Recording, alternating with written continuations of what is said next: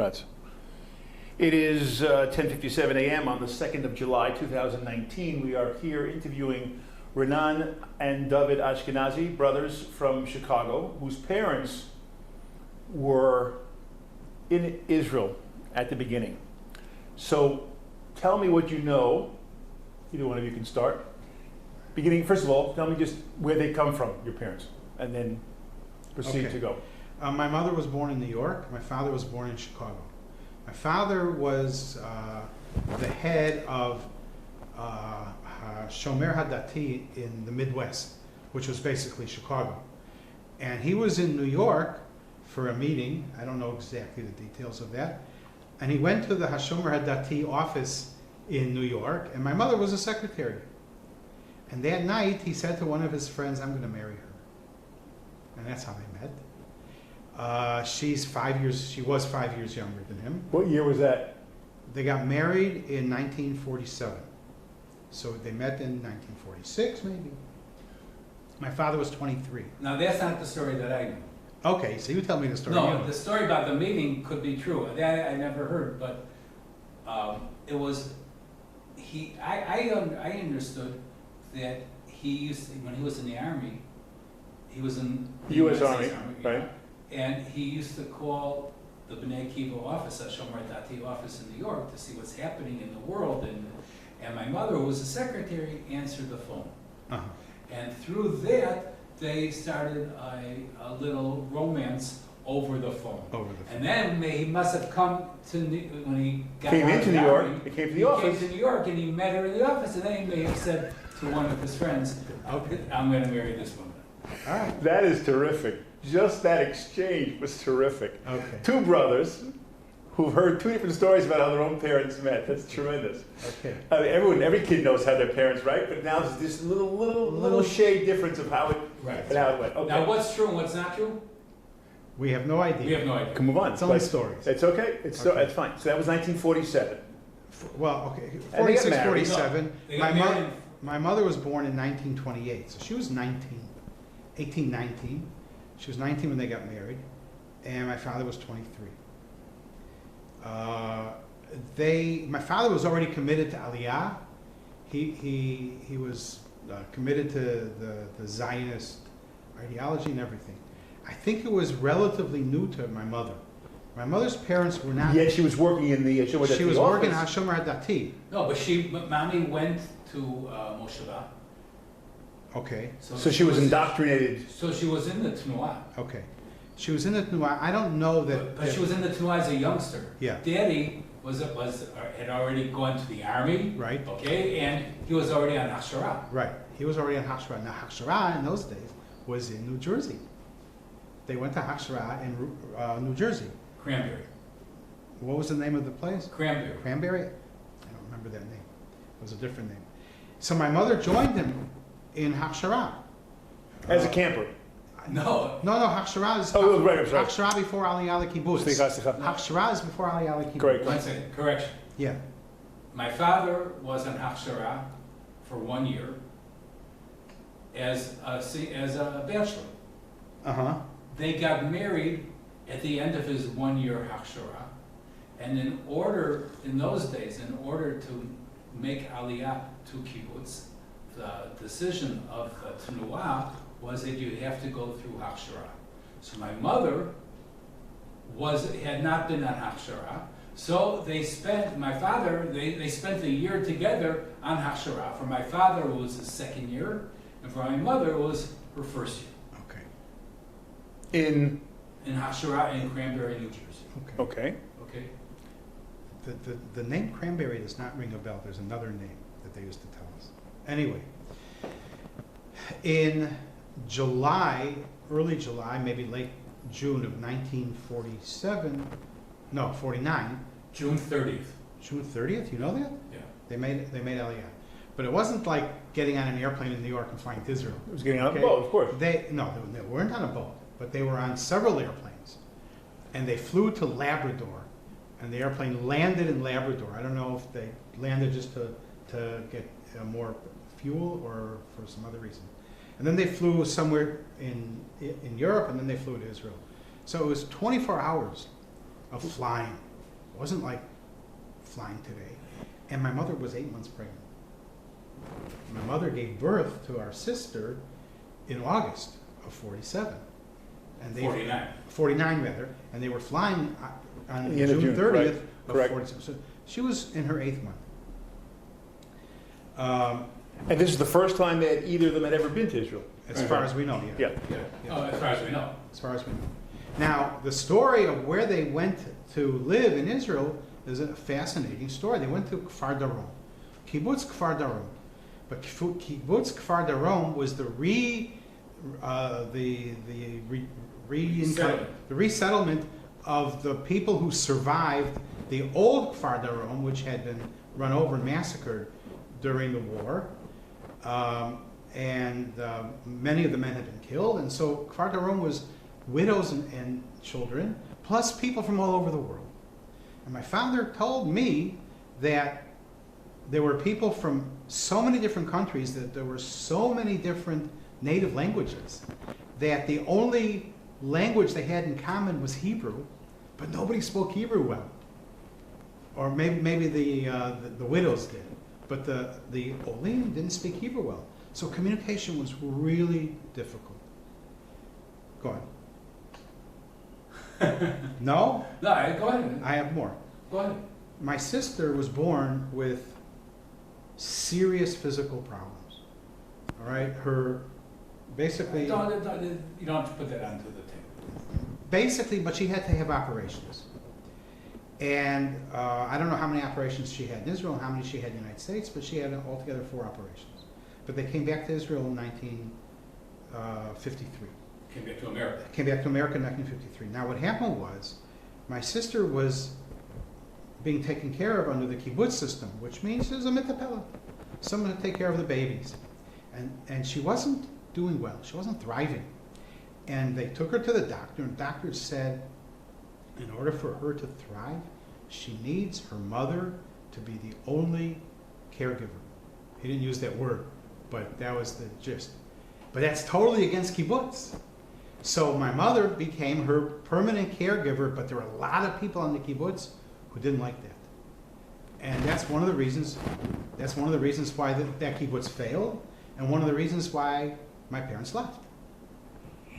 I've never heard this kind of a story. It's incredible. Yeah, it's an amazing story. But it was the kibbutz ideology of the early 1950s. Of course. Where ma pitom, the mother takes care of her own child, right? But the doctor said she will not thrive, she will not improve without her mother. But there were people in the kibbutz who so disliked that situation that they made life miserable for them, and they left. But it took them a long time to leave, but they left. Okay. 4 years. No, 2 more years. 49 to 53. You're right, 49 to 53. So maybe it was 50 to 53. Okay, so it was something around 3.5 years. They wanted it to work, but it didn't work. So now we're getting to a little bit different versions. Okay. First of all, the time was 1949, and they came back in 1952. Because I was already born. You're right, 1952. I was already born. They came back in Chicago. 52. I was born in 51. They came back in 52. Okay. That's right. And what was I going to say? So they were on the kibbutz for 3 years, and they were never voted in as kibbutz members. Right. Okay. Now, I'm trying to recollect memories, and it seems to me that one of the memories which I understood was that since my mother was basically unable to work because She was taking care of your sister. or they were in operations or whatever, people, like Dudi said, were upset and angry and this Jealous. and that, and they wouldn't bring them up to become members until life would become a little bit more kibbutzi. So then, this is something which Dudi found when we were going through the archives of the kibbutz. We found a letter that was written, that my father had written to the kibbutz secretary after they returned from Israel. And the letter was, obviously they must have left with some bad blood. And I guess there was I don't know what it was, but the bottom line of the letter was they had notified that they wanted to leave a few months earlier, and the kibbutz sent a mishlachat of people to my parents to try to convince them to remain longer so that my father can continue to run the lul until they find somebody and train somebody to replace him. And he's pissed off and saying, you are now asking me to stay after you're making my life miserable. They agreed to stay. They agreed to stay. They agreed to stay. It was again my father wrote this in the letter. My mother was against it, but my father said, because of my responsibility I was just going to say, to yeah, the Kfutza, yeah. we decided to stay against my wife's better Judgment. And we remained. And he said, in order to ask me to remain, and the expectations that we remain for that half a year or a year as volunteers, okay, on the status of volunteers, that you can ask us because we were like chaverim. But to treat us as chaverim, I guess it has to do with getting some compensation or whatever it might be for the years that they worked there. You're not willing to give us anything. So it's taxation without representation. So there was some bad vibes in that letter.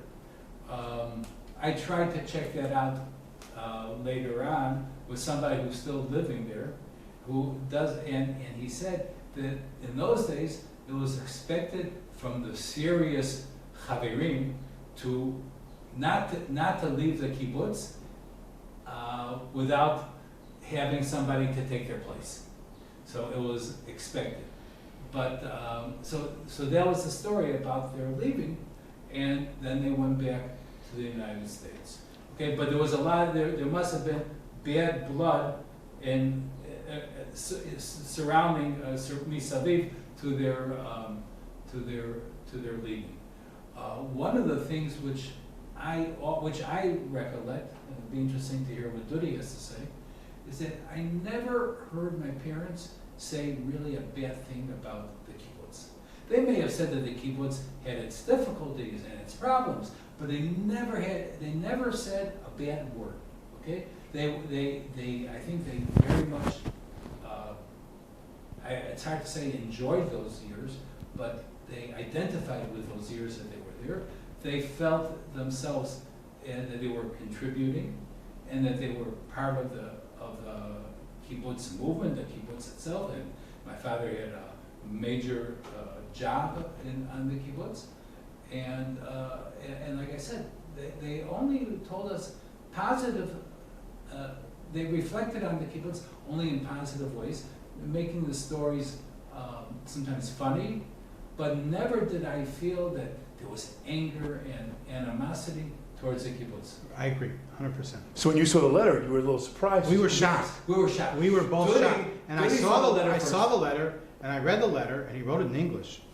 And he wrote it in English, right? It was with Hebrew, Hebrew English. He wrote it in English. I'm reading it, and I'm saying, I don't get it. What's going on here? Because it was a letter that my father had written.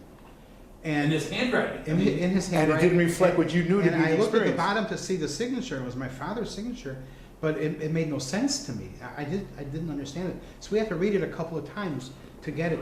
We thought that they were members of the kibbutz. They lived on kibbutz for 3 years. They were members of the kibbutz. Suddenly they're not members of the kibbutz. And we didn't know that they had stayed a year longer or 6 months longer in order to train someone to take over the lul. We didn't know that. And we didn't know, we knew that there was anger about my mother taking care of my sister. Yeah, that I knew. But I never heard him come out with really strong denunciation of kibbutz Never. or the kibbutz ideology, the kibbutz system, to such an extent that we grew up thinking that we were kibbutzniks. We were kibbutzniks living in Chicago, but we were kibbutzniks. I didn't think that I was a Chicagoan with maybe the intention of someday living on kibbutz. We thought we were kibbutzniks. It didn't show up in the way we lived our daily lives at all, but we thought we were kibbutzniks. To the extent that for me personally, when I went to college. I went to the University of Illinois in Chicago. My first year in college, 1969. I was convinced that I was a socialist because we're kibbutzniks, and so we're socialists. I thought for sure I'm a socialist. Yeah. In my first year in college, I learned very quickly that I'm not a socialist. But I thought that I was a socialist. A kibbutznik, socialist. Right? Goes with the territory. So we grew up thinking that kibbutz was the right way to live. Even though we didn't live that way, it was the right way to live. The preferred way. The preferred way to live. There are a couple of stories that I can remember, and maybe you should write this down because otherwise I might forget as I'm telling one story. There's a story of the guy who shot the shotgun in the duel, and there's a story about my father. What you're saying is ashkara what happened in our house. Lo haya dibat haaretz. There was no talking about sadness. Nothing Negative. bad, Nothing negative. bad about the country. Nothing bad about the kibbutz. Anything. There may have been certain maybe criticisms here or inyanim here, but everything was ba'avirah chiyuvit. And I just want to say something about Dudig. When he read the letter when we were at Bnei Dorom at the Archeon, at the archives, and you wouldn't believe his mustache. It was going up and down. Must be brotherly Yeah, you can take that off. brotherly humor. Okay. So All right. My father was a lulan, okay? And because there wasn't even a lul at Kfar Darom in those days, but there was a lul across the road at Yavne, a number of lulim. So my father worked at Yavne. He used to walk over to Yavne to work in the lulim. Now, I don't know if there was any animosity from the Kfar Darom people that he was eating better at Yavne than they were eating. how do you know that he was eating better in Yavne? Because he was eating better at Yavne. Yavne was an established kibbutz. They grew their own food. They had more food. They had more food. Even though there was a tzena, they had more. So he was eating better. And he wasn't getting fat, but he was eating better. And he said that on Kfar Darom, olives were a major staple of the diet. Olives. Okay, but we think of olives as a side dish. It's not a major staple of our diets. Even people who eat olives at every meal, it's not a major staple of your diet. But in Kfar Darom in those days it was.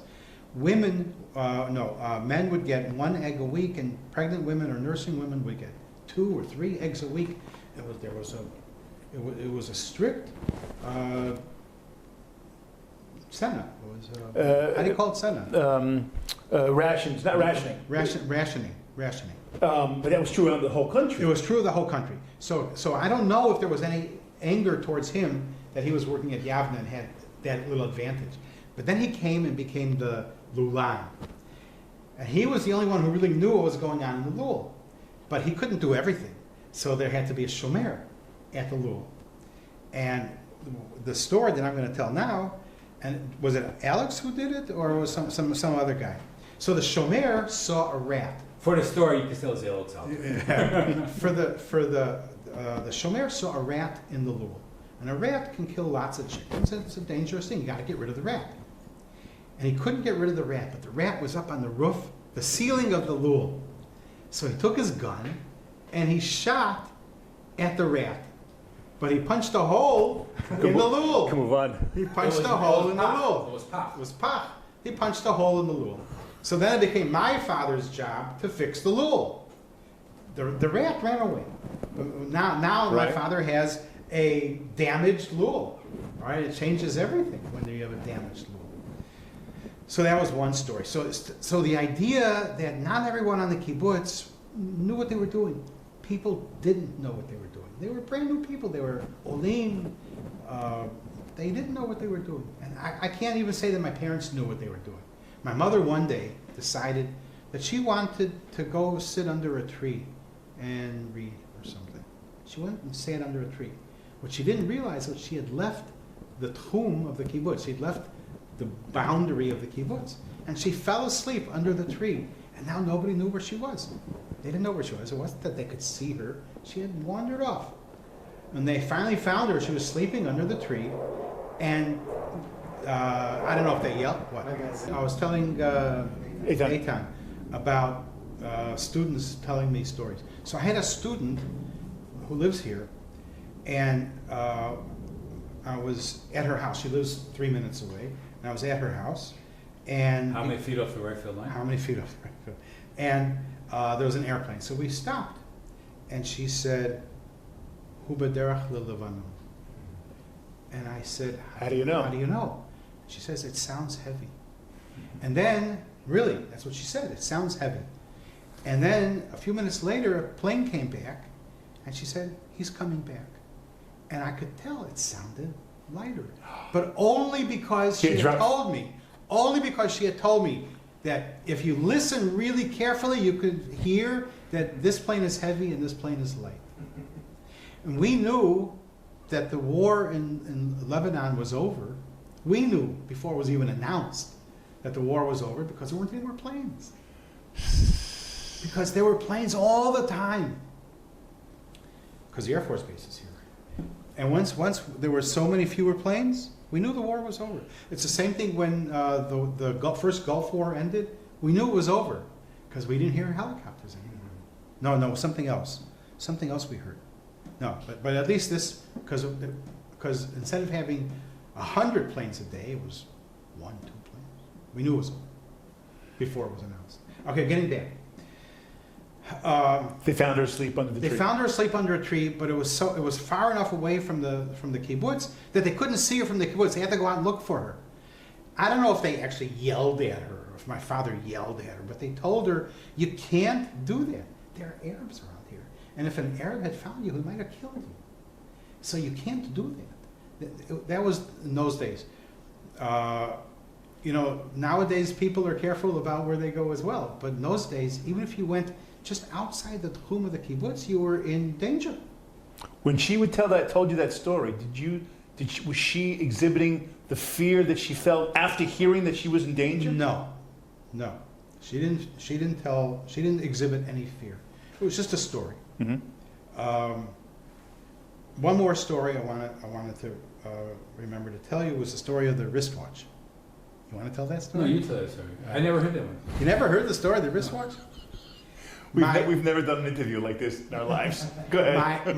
My father's brothers. My father's father came to Israel to see his son and his son's family. And your father's brother? No, my father's father. Our grandfather. Your father's father. Sorry, your grandfather. My grandfather. To see his son. Go ahead. And his son's family. And his son's family. And also. Wait. Okay. He didn't know that I had been born. He came from Chicago. He came from Chicago. I don't know if he came by boat. He might have come by boat. I don't know. But he didn't know that I had been born. He didn't know that Mommy was pregnant. He didn't know that Mommy was pregnant. So he came between the time I was born and my brit. So just by chance, he was at my brit. Just by chance. But I just want to add to that story. So, my grandfather came to the kibbutz. My mother, I guess, was in the hospital. Okay. Those days, you don't come home the next day. Right. My father was either in the lul or went to the hospital. Yeah. He came to the kibbutz. Nobody knew he was coming. Right. But there were other Chicagoans who were on the kibbutz. So my father came back from wherever he was at, and he walked into the Chadar Ochel or whatever, and there was my grandfather sitting with the Chicago chevra drinking tea and coffee. What are you doing here? All right. So the story about the wristwatch is that, if I remember correctly, it was my father got a wristwatch as a gift. This is your story, because I never heard the story. Okay. My father, I think his father gave him a wristwatch. But it's impossible on a kibbutz in the early 1950s for one person to walk around with a wristwatch. Impossible, right? So they had an asifah. They had a meeting to decide what to do about the wristwatch. And their decision was that each member would get to wear the wristwatch 1 week. And then it would rotate. Lo Yuman. And then it would rotate. I don't believe it. Yeah, that's the story. Each member got the wristwatch for 1 week, and then it rotated.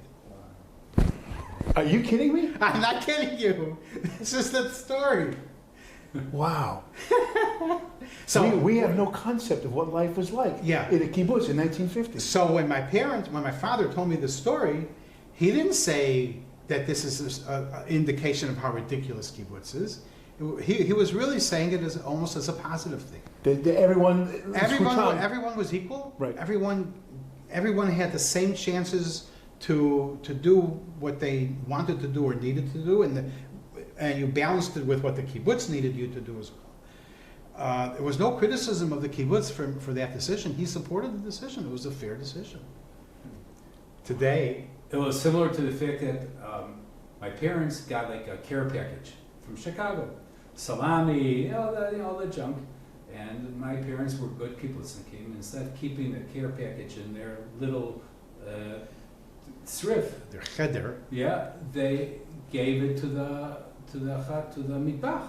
Mm-hmm. So my father said that every day for lunch, when there was soup, there was a slice of salami In the soup. to give it a little bit more texture. Yeah. How did your grandparents feel about their son and his wife coming to live in Israel? I don't know. Okay, Okay, I can answer. go. First of all, I don't know. I mean, from my mother's side, I don't know. From my father's side, from what I do know, was that my grandmother was up in arms, but my grandfather was very proud. And the story is that when he came, it was Rosh Hashanah, and he came, and at night, I guess in the Chadar Ocho or from the Beit Knesset, everybody had like a Torah to do Shmirah. Okay, so my father's turn to do Shmirah, so you got a rifle and you walk around, and my grandfather said, Shlomi, I want to carry the rifle.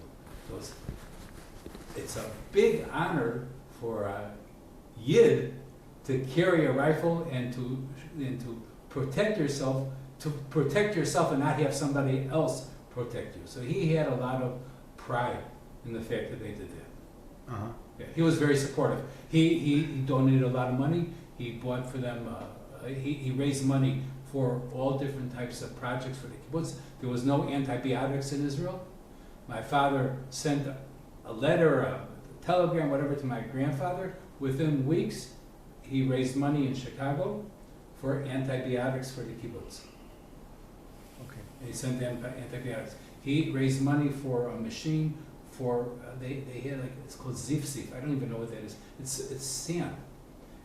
There was the first zif machine in Israel. He raised the money in the States in order to buy the machine. He was a very it was a stout supporter of kibbutz. My grandmother, on the other hand, was not for me. I should tell you something about my grandfather. It'll help understand the difference between my grandfather and my grandmother. My grandfather was born to he was the oldest of a large family. There were 10 siblings. And when he was 16 years old, he came from what was then, I think, Belarus to Chicago. He came by himself on a boat.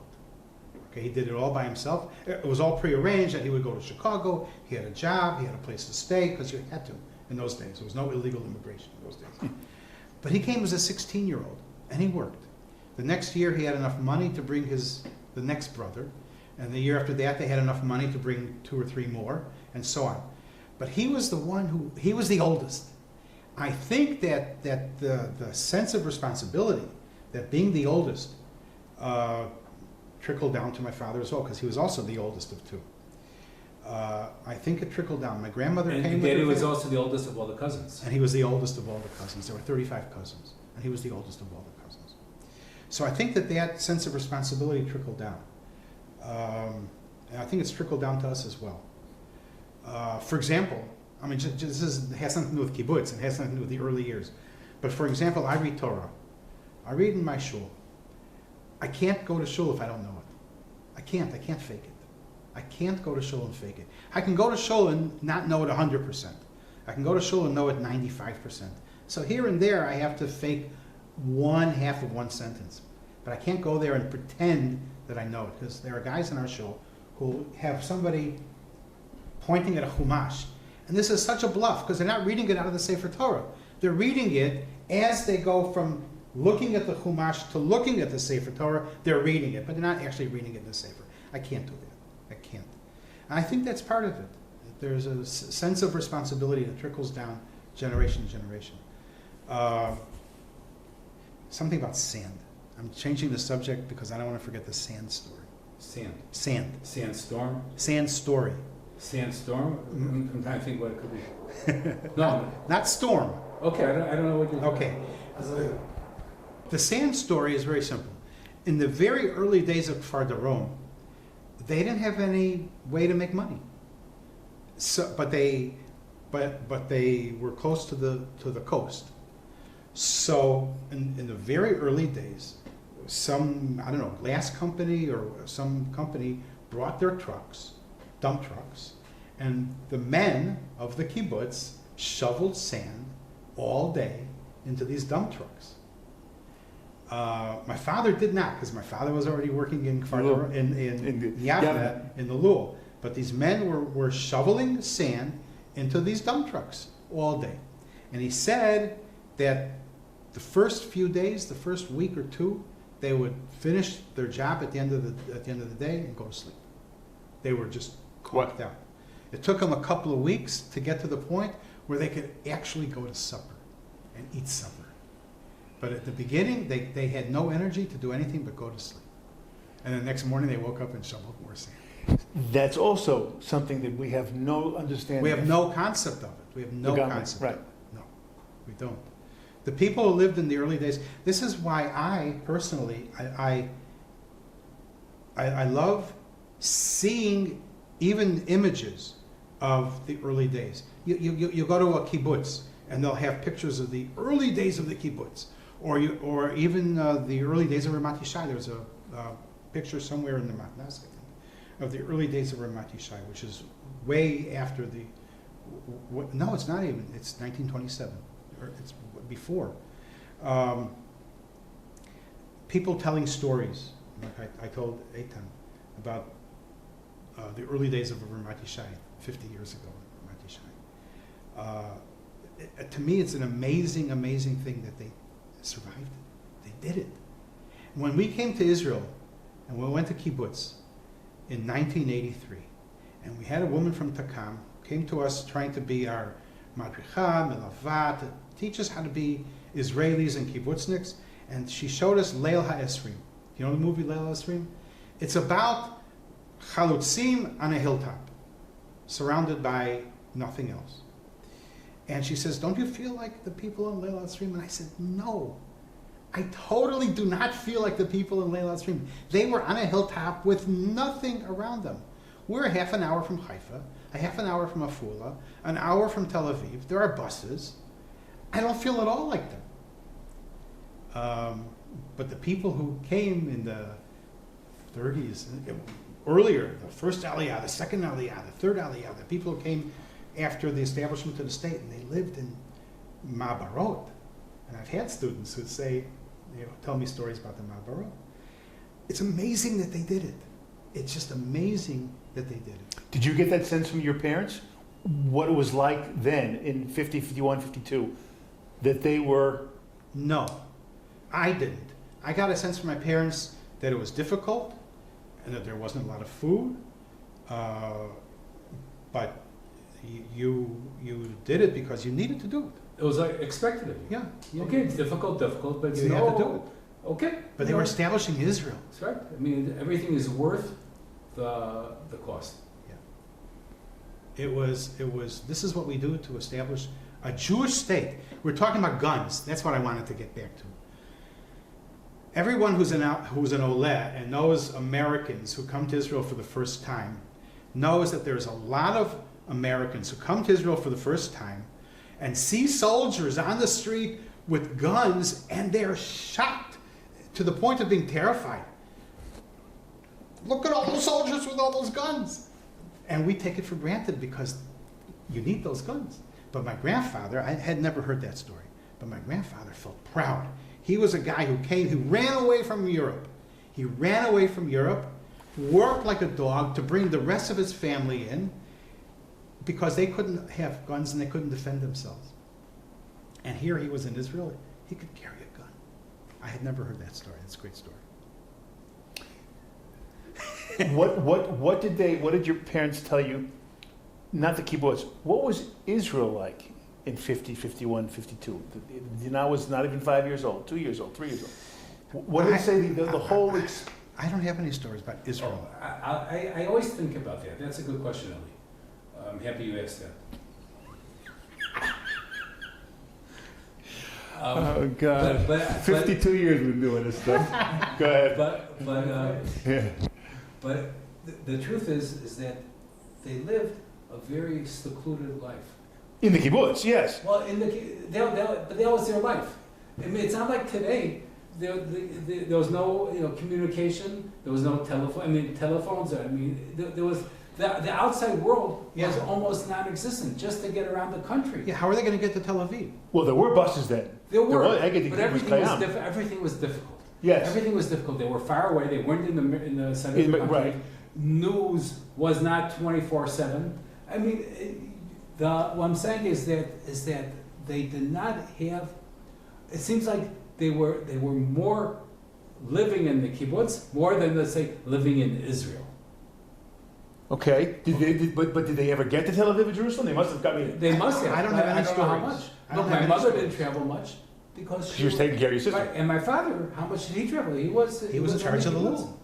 He was in charge of the law. So when my grandfather came, I know that we have a couple of pictures that they had traveled a little bit, but it's not like today where you could live on kibbutz and you're part of everything which is going on. They traveled where? You said they traveled? In the country. Ah. Okay. But maybe Jerusalem. I don't even know if my father took my grandfather to Tel Aviv. He might have taken him to Jerusalem. I mean, Jerusalem is Jerusalem. But to go further north than Tel Aviv, I highly doubt.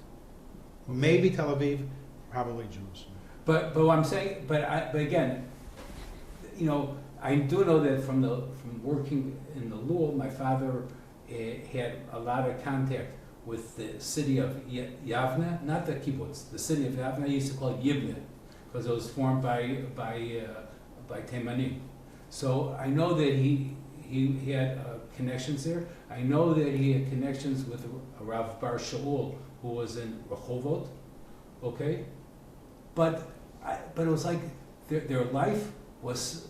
I think this is what I want to say more. Their life was centered around the kibbutz, totally. Okay. And secluded from. Right. It's not like today where you have telephones and it's a completely different. Write down the name Yedidia Atlas. I know that name. You do? His wife. Yedidia Atlas. He's from New York. He's a rabbi. His wife's parents lived on Kfar Darom at the same time my parents did. He does a lot of work with Christians? I have no idea. My sister gave me the name. I think I do know. Go ahead. All right. No, I just wanted to not to forget to tell you. Okay. Because I don't know anything else about him. Tell me. Anyway, so I think that getting as far as the country, they had relatives in Rehovot, they had relatives in Bnei Brak. What kind of relatives? Krovei mishpacha. How Second cousins from my mother's side. Okay, so but they didn't go away for Shabbat, and I don't think they took chufshot, no fish. So the kibbutz was their life. The kibbutz was their life. Okay. And it wasn't as good as we thought it was. We discovered. Do you get the feeling that if they did not have that difficulty in terms of not being accepted, not being made members of the kibbutz, had they become members, they would have stayed forever? Okay, this is an interesting question. Because... And he's happy you asked. I'm happy you asked. My father and mother had decided to leave the kibbutz. But my father had been accepted by the Sochnut to be a milaveh or madrich lulim. And they were going to live in Petach Tikva. They were going to live in Petach Tikva, but this was Petach Tikva of 1952, We're not talking about Petach Tikva today. In 1952, Petach Tikva was Petach Tikva of 1870. It was still a moshava. נכון. It was still a moshava. Yeah. He was going to live in Petach Tikva, and he had been accepted by the Sochnut. And then his father had a heart attack, and they came back to the States. So they were leaving the kibbutz anyway. Now, the problem with the kibbutz is, as I said earlier, there were too many edot, too many different ethnic groups. They didn't know how to get along with each other. And they couldn't communicate well because the only common language they had was a language that none of them spoke well. Also, the Americans, most of them came with higher education. Definitely high school education, some with college education. And many of the other people who were on the kibbutz, the kids, we're talking about 18, 19, were refugees. Yeah. Had minimum education because of the war. So there was also a culture gap. What would have made Americans come to Kfar as opposed to Saad, Yavne? Ideology. No, the Tnuah. Ideology. The Tnuah would have sent them as a group. Tnuah sent them. Tnuah sent them to Kfar Darom. Just like the Tnuah sent you to Mala Gimel. Right, okay. Okay. Right. Do you know the population at that time? No. Okay. I could find it out. Yeah.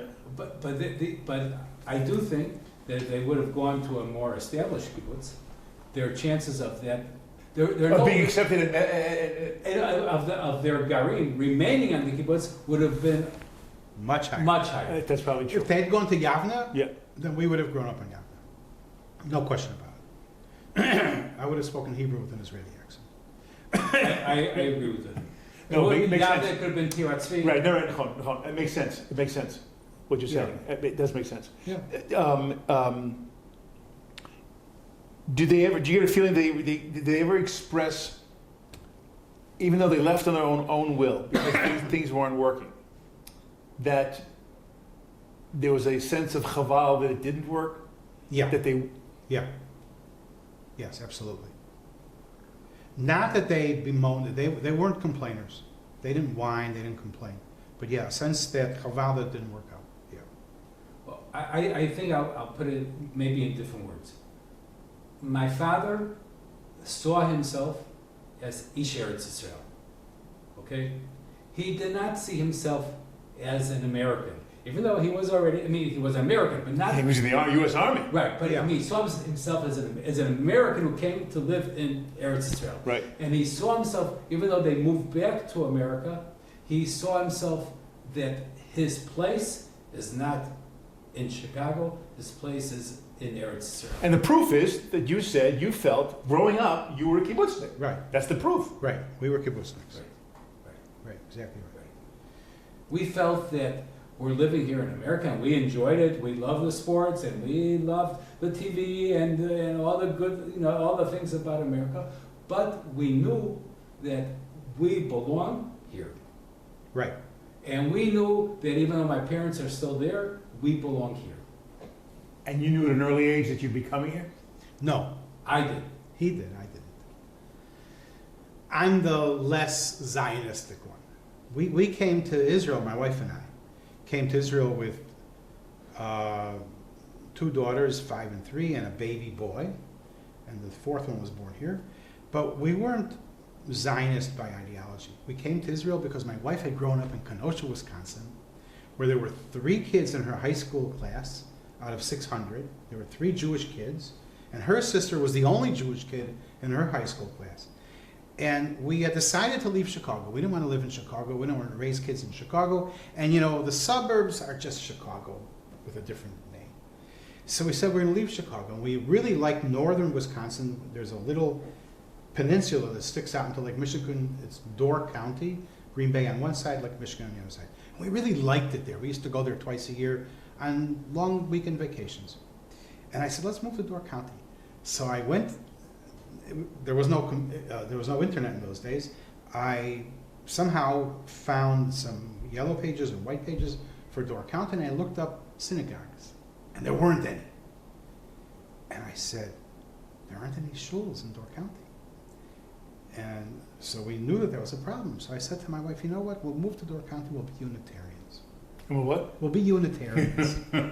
And she said no. That she grew up in Kenosha where there were no Jewish kids. So she wasn't going to... Right. She wants her kids to have Purim with other Jewish kids, to have Pesach with other Jewish kids, to have Sukkot with other Jewish kids. She doesn't want to go to Door County and be a Unitarian. Not that there's anything wrong with being Unitarian. And that's how we started looking at Israel. And we found the kibbutz that we went to. And now we don't live on the kibbutz anymore. And when you moved to that kibbutz, did you feel, I'm kind of fulfilling what I always felt as a kid anyway, because this is where I belong, Meirosh? No, I didn't feel that way. I felt that. I didn't feel that way. I felt that kibbutz would be a good way to raise kids. I felt positive about kibbutz, but I didn't feel that this is where I belong. No. But it was ironic because I became a Lulan. And our friends who knew that my father had been a Lulan, a few friends who knew my father had been a Lulan, they laughed and laughed and laughed. My father had died the year that we made Aliyah. He had died in January. And they said, your father is so happy that you're a Lulan? How did you feel? How did you feel at home? That you had fulfilled your I felt I felt. Yeah. I think I said I also felt that responsibility maybe gets into that I'm not just fulfilling my own dream, I'm also fulfilling my parents' dream by making Aliyah and by moving to kibbutz. Uh-huh. Okay, that it was a combination of my own personal desires and wants and ideology, and also responsibility to fulfill what they started. Or identification with my parents and what they were not able to finish, let's say. And you felt that from the beginning? Yeah. Yeah, I didn't feel that. We came much later. You had said to me about something about the army, that you had gone to look at army records. Why would you have done that with your father? Okay. We received a letter. My brother in Chicago received about 8-9 years ago an email from a friend who was going through old copies of the Chicago Sentinel, looking up something about his father. And on that page that they wrote about his father, he all of a sudden, there was in bold letters, Shlomo Ashkanazy. So he looked at it because he knew me, he knew our family, he knew my parents, and it said, we are extending our happiness to the Ashkenazi family, to the fact that Shlomo was released from prison in Jordan, from the Milchemet HaShichur. And they also said that, we had no doubts in our mind that one of the volunteers from Chicago to the war would be Shlomo Ashkanazy. Okay? So we had no idea. And from that letter, it seems that my father had fought in the War of Independence, and that he was in prison, captivity in Jordan, right? Yeah. So, we had no idea. We knew nothing from that. So, where do you find out information? So I got to the Archeon of Tzahal, and this I must say that Elazar Stern helped me, gave me the name and said, tell them that I told you to call him. And we went through the files over the phone, and there was nothing about my father. There were two people named Shlomo Ashkanazy, but they didn't have the same middle name, and they also did not have the same age and birthplace and whatever, so there was no way of saying that it was the same name.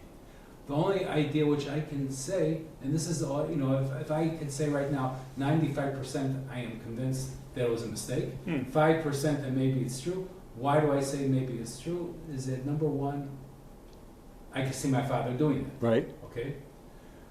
Number two, my father always said that he came to Israel and within 2 weeks he was already in the Haganah. In the Haganah. Yeah. Okay. Not in Tzahal. my father was drafted to Tzahal in 1951. This I got from the Archeon. Okay? In 1951, he was drafted to Tzahal. From farther on. Yeah. Okay? Like I did the Army, he did the Army also, but he did much shorter. I mean, he was already a soldier for the United States Army. He was a chovesh, he was a medic. But he always said that within 2 weeks, he was part of the Haganah. So how can that be? Okay, if he went into the army 2 years after they made Aliyah, what about the 2 weeks? So that's also a fitting. And the third thing could be is that maybe in those days he came to Israel to fight, but didn't want. He came on false papers. Why would he have to do that? Because maybe he didn't want to lose his American citizenship. But all the guys who came on Machal, they didn't lose American citizenship. I don't know. I'm just saying. I'm just giving you his. And wouldn't it have made sense for your father to be at the end of World War II? He's out of the U.S. Army, and 3 years later, Israel is fighting its war of independence, and all the other 1,000 guys on Machal, that your father would have said, "I've got to go volunteer as well for Palestine to go fight right now." That would make sense. It would make sense, but we have no way of proving it. We don't have any way to know for sure. He never said anything. They never said anything. So that's an indication in itself, because he can tell you stories about kibbutz. Why would he tell you stories if he came to fight? If he would have come to fight, he wouldn't have said proudly, "Yeah, I was in Milchamat HaShichur because that was my." Because my father was also a very modest person. Yes, he is. Yes, he was. Yes, correct. Wow. I want to get back to something which you said Please. about whether my parents saw themselves as Americans or as Israeli. During Milchemet Sheshet Yamim, so before the war, it was like the build-up towards the war was like a month, and there was terrible fear in the world whether it's going to happen to the state of Israel. Right. And they came to Chicago, and all the shows on Shabbat, they had fundraising. What's it called again? An appeal. Appeal to raise money for whatever JUF or whatever it might be. And we're in Shul, and people are saying $25, $50. In those days, $25 was a lot of money. And my father didn't contribute anything. So I said to him, "Daddy, why aren't you?" He goes, "Nobody has to know what I'm going to contribute." Okay? So a couple of days later, he told me, he said, "I contributed." I said, "How much?" He goes, "It's not important. I contributed half of my savings account." He said, "If Medinat Israel needs our money, then we have to give our money to Medinat Israel." So I contributed 50%. So I said, "Who did you contribute to?" He goes, I said, "You bought bonds or whatever." That's what, He said, "No, if they need my money, they don't have to owe me money later on." There was the chinuch that we got at home. Okay, he told me a little different story. Okay. Slightly different story. Everything up until how much did you contribute was true. My father told me that he wrote a check for everything in the checking account. Oh. He wrote a check for every penny he had in his checking account. He didn't tell me how much that was. I had no idea. We did not have a lot of money growing up, okay? Money was tight. So when he says he gave half of his savings account, a couple of $100 at the most, he emptied out his checking account, $100, $200. But he emptied out his checking account, or he gave half of the. It wasn't the amount savings which account. was important. It was the point that, the apple, what's it called by America? The apple doesn't fall far from the tree. No, by apple pie, by the patriotism. Yeah. As apple pie, as American as apple pie. Yeah. Well, patriotism towards Medinat Israel was across the board. Right. Across the board. Right. And if Medinat Israel needs money, they don't need it to pay us back later on. They need the money now without having to owe us a cent. And if they need the money, we have to give whatever we can. And it's even more amazing because this was done from someone who had a relatively, not bad experience, but not 100% great experience. Ad k'dei kach, he had to come back. So he easily could have been bitter. He could have been, to some degree, he must have been disappointed. But it could have translated into, okay, I did my share, I gave it a chance, I did my effort, it didn't work out, okay, on with life. No. I'm still bound, I still have the chiyuv, I still have the achrayut to the country. That's a tremendous thing. I'll tell you another story. It's connected to what you just said. My wife and I started looking at options to come to Israel around 1981. We made Aliyah in 1983. And we found this kibbutz. So 1982, my father died in January of 83. So sometime in 1982, I was talking to him about the idea that we would be moving to the conservative kibbutz, start a brand new kibbutz. And he said to me that he was very happy, 100% supportive, but he says, but don't think that people on kibbutz are different than other people. Human nature is human nature. That's what he said to me. But he was very happy, very supportive, but don't overthink. Because he saw in you that you were going with an idealism, with a certain blindness to naivete to the whole thing, and therefore Right. you'll be shocked and disappointed when you get there, as he was. As he was. Now, but it also means that he realized that people are people, and his allegiance was not to any individual person living in Israel, but to Israel. That's the point. He may have been disappointed with the people living there on the kibbutz, but he wasn't disappointed with the Medina. Right. He loved the Medina, and he was Sionut.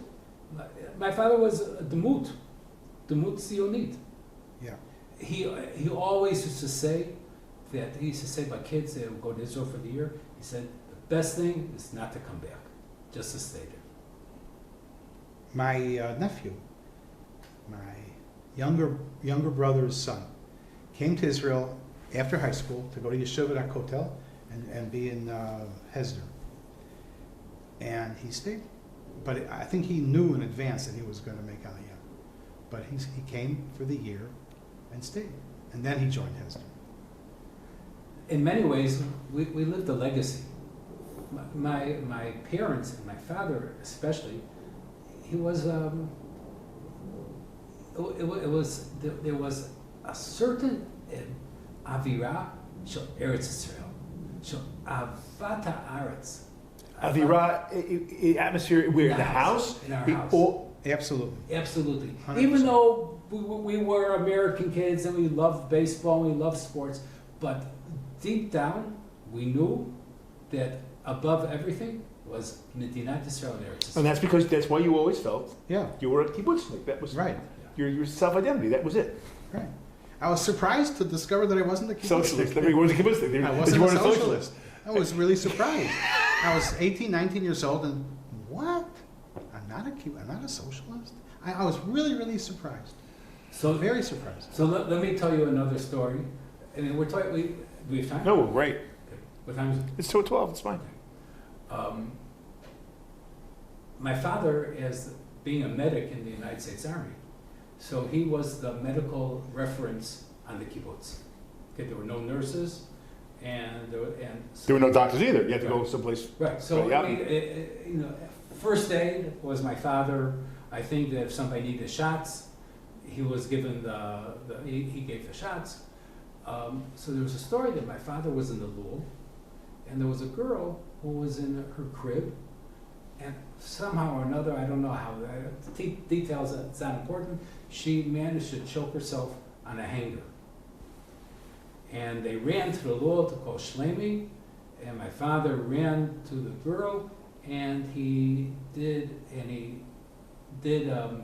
took the hanger off, and he did resuscitation, and they drove to the hospital. Okay? So when they got to the hospital, my father took the girl. They had this truck. So they had the driver, my father holding the girl doing resuscitation, and the father or the mother, whatever. So they got to the truck, they got to the hospital, they got out, my father ran to the cheder miyun, and he said, she choked herself, and I've been doing resuscitation since from Kfar Darom to here, take her. And the mother was there, and he didn't stay any longer. and they were in the parking lot or whatever, and the doctors wanted to congratulate him for saving his life. They were up like on the third floor or whatever, and my father, he didn't want any of that recognition, the fact that he had saved this girl's life from strangulation. So, fast forward many years, I think it was 4 years ago, I gave a lecture, one of my lectures, and I mentioned that my parents lived on, I don't know how it came up, but lived on kibbutz, and one of somebody said, I think I know the name. Did your father ever save somebody's life from strangulation? It was my sister. Wow. This is the first I've heard this story. Yeah. That's great. That's great. That's So great. she got up and she gave me a hug. Yeah. She goes, I know the name. We talked about their name all the time in our house. Shlomi Ashkanazy saved My sister's life. Yeah. Wow. So I can't believe that was like a really Huh. moving Moment. yeah. Ooh. It took me a while to. I've never heard this story. This is the first I've heard of this Ooh, story. I didn't even, well, you didn't tell me the story either. It was only 4 years ago. That's an amazing story. Yeah. Wow. So Wow, there are- wow. Did your father ever explain, just tell stories? You talked about the guys who were shoveling sand and were ala panim when they were done. What it was like day to day working with chickens? What's it No. like? What did you? No. In other words, you can tell stories about the cows. You were working the ref. You can tell stories all day and Yeah, night. no, we didn't have. I don't No, remember. no, he never said anything. He spoke about working at Yavna.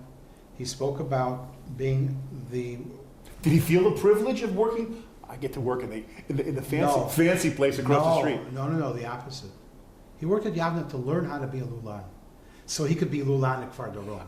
Yes, No, he didn't have that sense of that's my. privilege. He didn't have that sense of privilege, but he did eat better. He did say that he. My father was the head of the lul on Hachshara for 2 years, so he had already Some experience with it. but not experience in Israel, and also Hachshara is putzing around. Yes. That's yes. right. That's right. So when you were head of the refet, didn't you feel, I'm continuing, Lul refet, Lo Mashinet, I'm doing the same thing my father did, I'm Somewhat, but the chavayot, experiences from the lul, we never discussed. What we used to discuss were more experiences about, Zmirot, let's say. My parents had a tremendous repertoire of Zmirot. that they learned at the kibbutz. Yeah. Huh. Several different versions of Yaribon, Sur Ah. Mishalom. Sor Mishalo. Those were the two. Yeah. Yaribon and Sor Menucha Mishalo. V'Simcha was only Was the same. Was my grandfather's, Right. but Where the Yaribon- accent is on the wrong part of the word in every single word. Menucha, V'Simcha, Orla, Yehudim, But- Yom but- Shabbosom, Yom Ahmadi. Every accent was wrong. But that's the song we sang. But Sur Mishalo and Yaribon Olam. Several repertoire. different. And when we used to sing them, it was a seder. To what? How do we? It was a repertoire. So there was 3 different types of Sur Mishalo, or 4 different types. The Fia Seder, Yaribon Olam, the Fia Seder. Was there anything that they had in the house that was either physical or reminiscent of something where they would do something to remember? Like that, it's Pesach Seder. They would say, "Oh, we did it like this in the kibbutz," or we had this as an object that we used to use, or things like that. One thing. What cup did we use for Netilat Yadayim?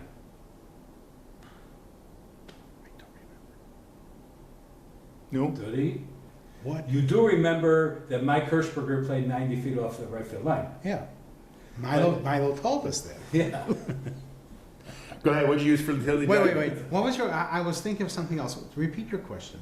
Things that we used to use at home? Either objects.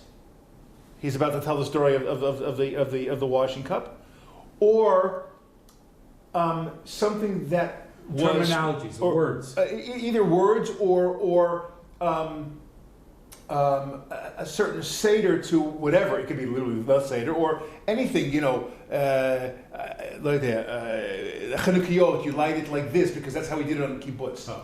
You know, Words. I didn't know that my rear end is a tushy. I knew that my rear end was a popo. Popo. And that was a kibbutz word? What's Yeah. a popo? Popo. It's As opposed to a tachat? yeah. Yeah. Popo. I never heard that word. Okay. Yeah. Is that a common word? Oh, okay. In the kibbutzim. Yeah. Or Would that be a common word in the kibbutz because you had... I think the Eki. Could it be? What's I know? Because you had all the kids in the children's house. So it became a thing for the kids, and then it became a word for the whole kibbutz. Who knows? Choliyot? Anyway, okay, go ahead. Also, there were certain words that we used in Hebrew at home and not in English. Nali bayit. Nali bayit, Now they buy it. Not na'alei bayit. Nali bayit.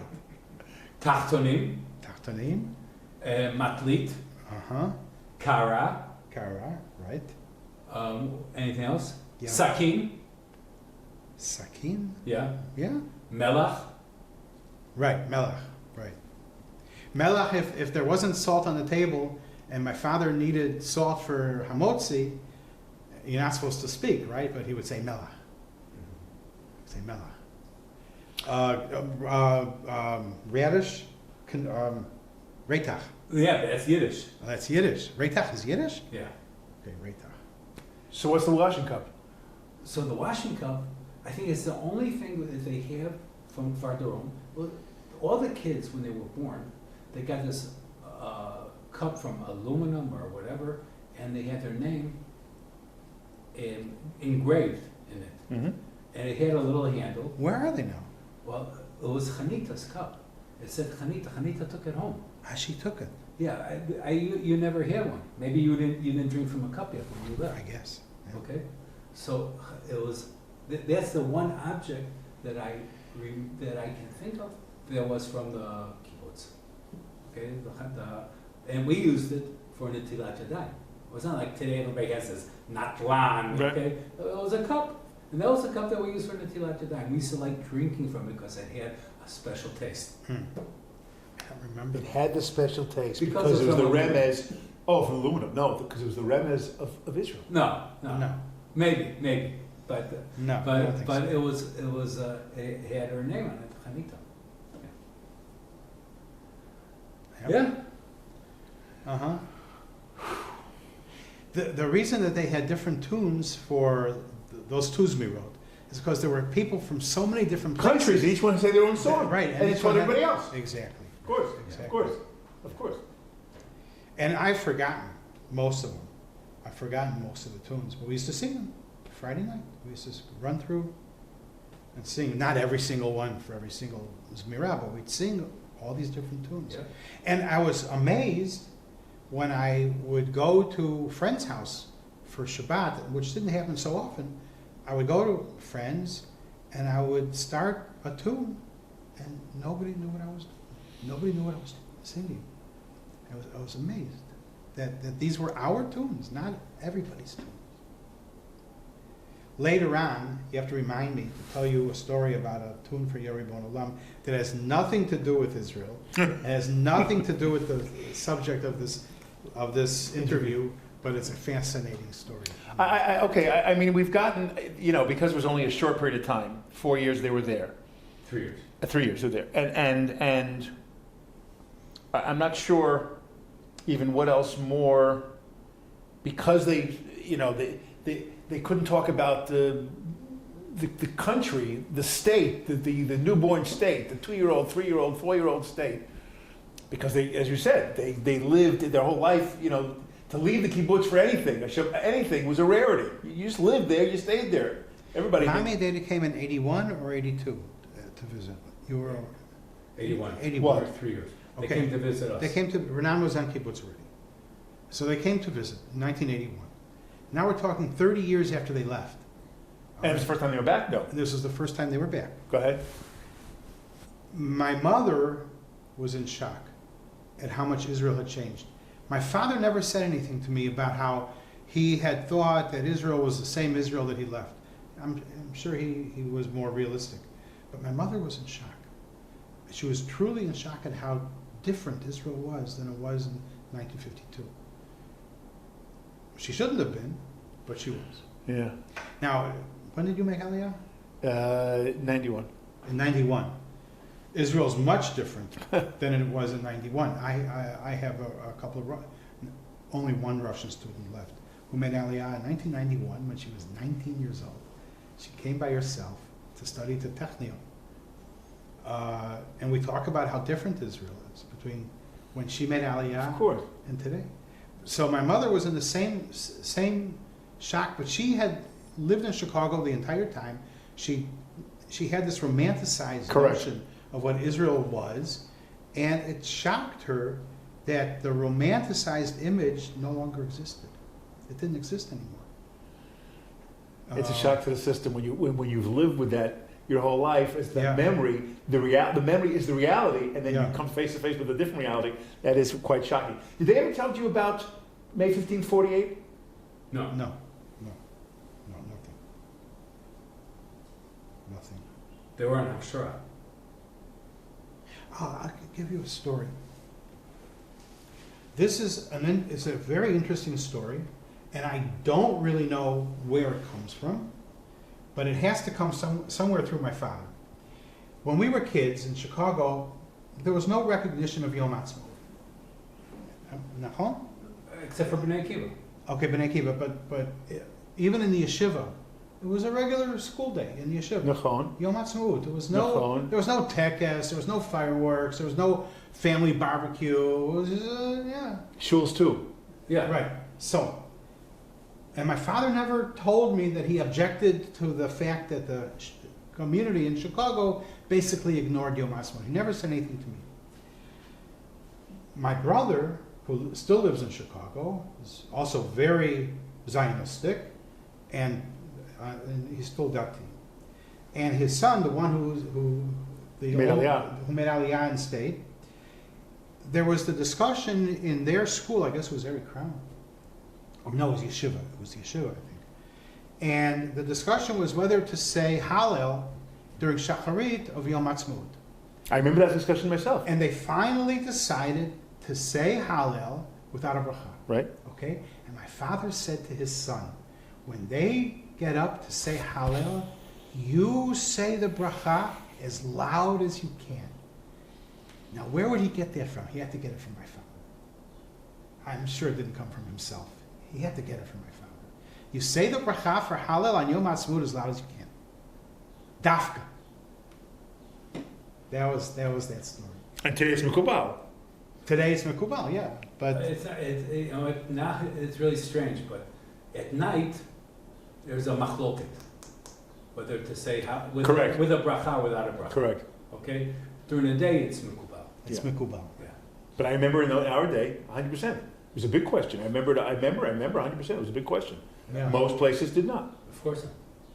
The psak by Rabbanim was not. But when I was a kid, we never recognized Yom Ha'atzmaut at all. There was never even the question. It was just a regular shacharit, Yeah. regular school day. Yeah. Nothing. Yeah. We had more recognition for Lag BaOmer than we had for Yom Ha'atzmaut. Yeah. At Lag BaOmer, they used to give us bukcher. Yeah, right. Nachon. Very good. Very good. I don't remember that. I do. I couldn't stand bucks. I remember- couldn't stand it. Today I love it. But in those days I couldn't stand it. I feel the what are same you way. making us eat? Right. I didn't like it then. I like it now. Yeah. I remember this in grade school in Yeah. New York. Getting In grade bucked. school, exactly. 100%. We used to get bukser, and they called it bukser. Yeah. Yeah. Yeah. Right. Okay. Maybe I'm out of questions. There's nothing else that we need because again, it's the short kufa that they were here, It's okay. and it's fine. This is I'm great. also out of. I have a couple more stories. Maybe one more story. Oh, we've already been on an hour and a quarter. This is great. I mean, Okay, I have one more story and that's it. Yeah. When they came back to the United States, okay, came to Chicago, and my father had to take over his father's business. His father had a heart attack. Actually, I have two stories. They spoke Hebrew at home. Right. Who spoke Hebrew at home? My parents. We did. My parents. We did. We spoke We Hebrew spoke at home. Hebrew at home.